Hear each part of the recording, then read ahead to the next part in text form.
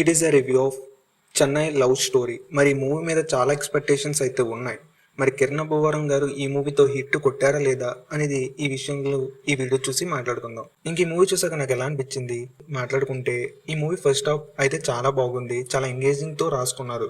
కానీ second half movie వెళ్ళే కొద్దీ మూవీలో అనవసరమైన సీన్స్ అన్ని పెట్టి మూవీని చాలా లాగ్ చేస్తూ మూవీని అయితే బాగానే ఎండ్ చేసుకొచ్చారు.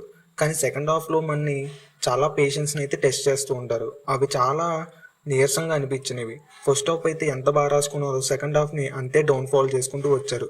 జనరల్గా ఈ మూవీ బేసిక్ స్టోరీ లైన్ వచ్చేటప్పటికి మన హీరో అయితే డైరెక్టర్ అవ్వాలని చెన్నైకి వస్తాడు. తర్వాత మన హీరోయిన్ లైఫ్లోకి అయితే ఎంటర్ అవుతాడు. తర్వాత వాళ్ళిద్దరి మధ్యలో ఏం జరిగింది అనేది ఈ మూవీ బేసిక్ స్టోరీ లైన్. ఇంకా మూవీలో ట్విస్ట్లు అండ్ టర్న్స్ అయితే బాగున్నాయి. కొన్ని కామెడీ సీన్స్ కూడా బాగానే అనిపించాయి. మూవీ చాలా ఎంగేజింగ్గా రాసుకున్నారు ఫస్ట్ హాఫ్ అయితే. మూవీలో సాంగ్స్ కూడా బాగున్నాయి, బీజిఎం కూడా అదిరిపోయింది. ఓవరాల్గా మూవీ అయితే ఫ్యామిలీతో కలిసి చూడొచ్చు. పెద్ద అడల్ట్ కంటెంట్ ఏమీ లేదు. నాకైతే మూవీ నచ్చింది కూడా.